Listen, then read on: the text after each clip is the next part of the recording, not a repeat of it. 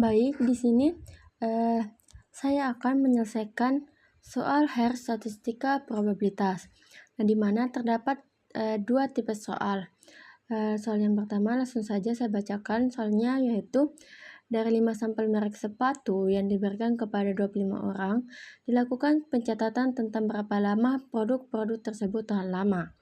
Nah, ke-25 orang itu dibagi secara acak ke dalam 5 grup, dan masing-masing grup ini diberi satu merek sepatu, di mana data yang diperoleh dicantumkan dalam produk-produk sebagai berikut. Nah, pada tabel ini dapat kita lihat bahwa terdapat 5 merek sepatu. Yang pertama yaitu merek Reebok dengan total 26, Bata dengan total 39, Nike dengan total 20, Adidas dengan total 14, dan Converse dengan total 33.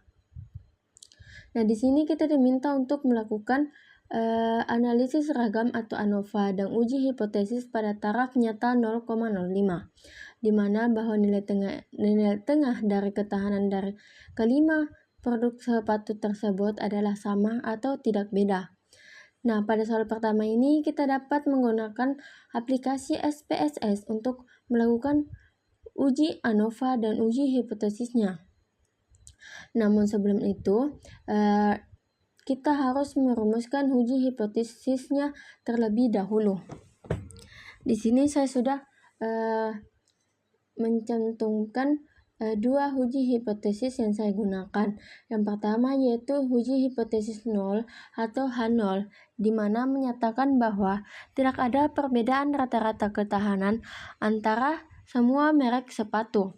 Yang kedua yaitu hipotesis alternatif atau H1, menyatakan bahwa ada setidaknya satu pasangan merek sepatu yang memiliki perbedaan rata-rata ketahanan yang signifikan. Nah, setelah itu kita langsung saja buka aplikasi SPSS untuk melakukan uji ANOVA. Nah, sebelum itu kita masuk ke di sini saya sudah masuk ke dalam aplikasi SPSS. Sebelum itu kita buat dulu variabel view-nya. Nah, dari tabel tadi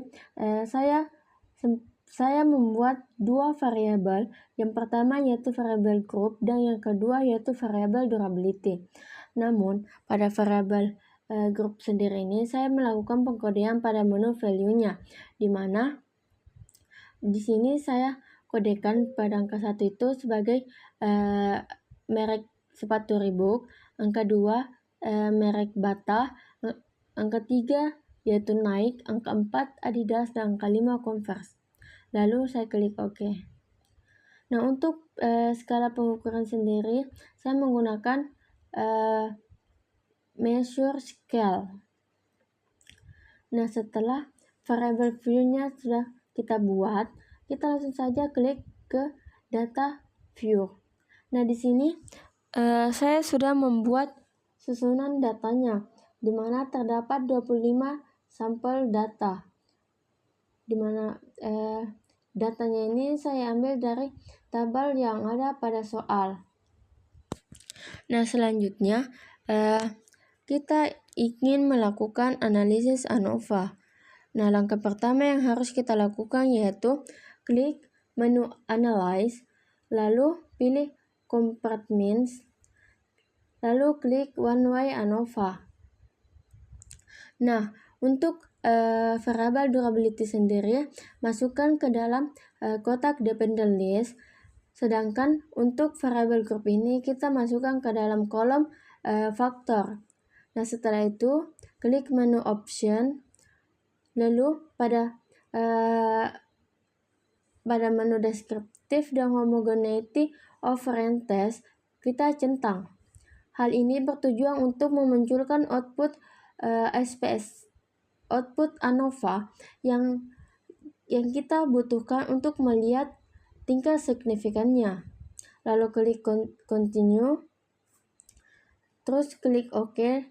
Setelah itu akan muncul output SPSS yang akan kita lihat. Nah, di sini terdapat tiga tabel, yaitu tabel deskriptif, tes homogeneity dan variance, dan tabel ANOVA. Nah, untuk tabel ANOVA sendiri ini kita butuhkan untuk melihat nilai signifikan yang dari data yang telah kita analisis sebelumnya. Nah, pada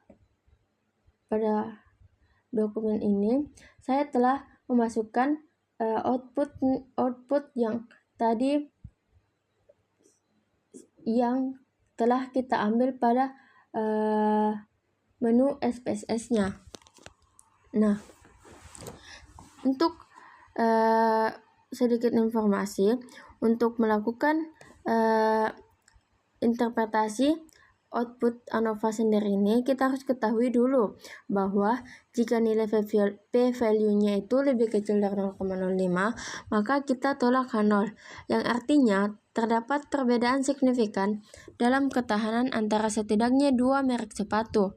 Namun, jika p-value-nya ini lebih besar atau sama dengan 0,05, maka kita gagal menolak H0, yang menyatakan bahwa tidak ada bukti yang cukup untuk mengatakan bahwa rata-rata ketahanan merek sepatu berbeda. Nah, dapat kita lihat pada tabel ANOVA, nilai signifikannya yaitu 0,01. Nah, karena nilai p-value-nya 0,01 lebih kecil dari taraf signifikan 0,05, maka kita simpulkan bahwa kita menolak hipotesis 0 atau H0, yang artinya terdapat bukti yang cukup untuk menyatakan bahwa ada setidaknya satu pasangan merek sepatu yang memiliki perbedaan rata-rata ketahanan yang signifikan. Dapat disimpulkan bahwa berdasarkan hasil ANOVA ini, kita dapat menyimpulkan bahwa terdapat perbedaan yang signifikan dalam rata-rata ketahanan antara merek sepatu yang telah diuji.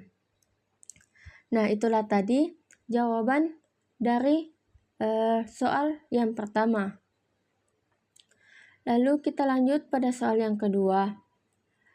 Nah, pada soal yang kedua ini, soalnya yaitu manajer Bagus Sois menyatakan bahwa laba penjualan yang diperoleh tiap bulannya mencapai 500.000. Dengan mengambil sampel sebanyak 35 bulan, diketahui rata-rata laba penjualan yang diperoleh sebesar 650.000 dengan simpangan baku sebesar 400.000.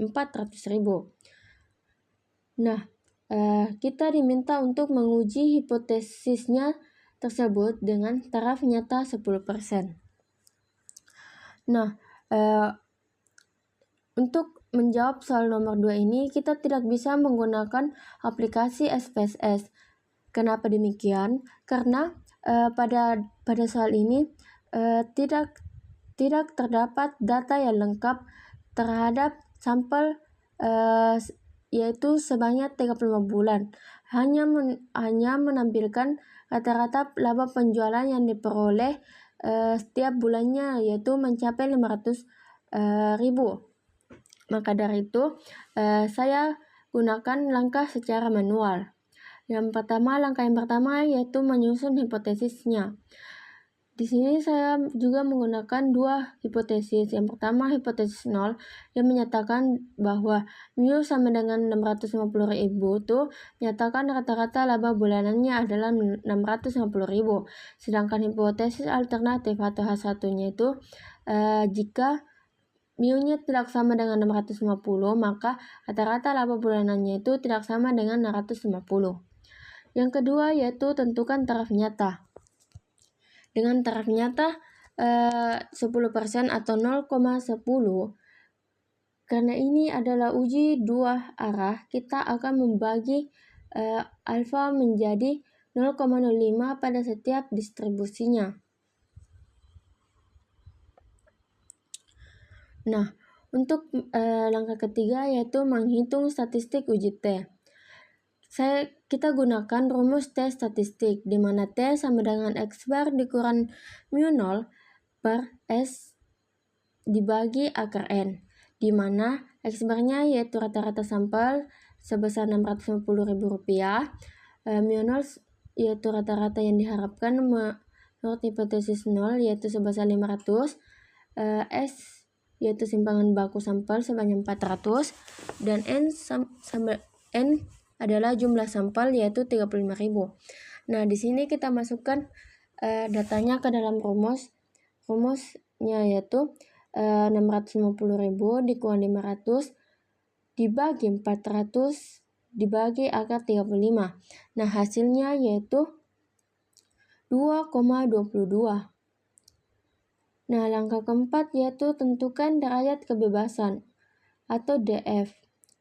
Dengan DF sama dengan N dikurang 1 sama dengan N sama dengan 35 dikurang 1 sama dengan 34. Nah, dengan taraf nyata 0,10, kita cari nilai kritis T untuk DF sama dengan 34 dari tabel distribusi T.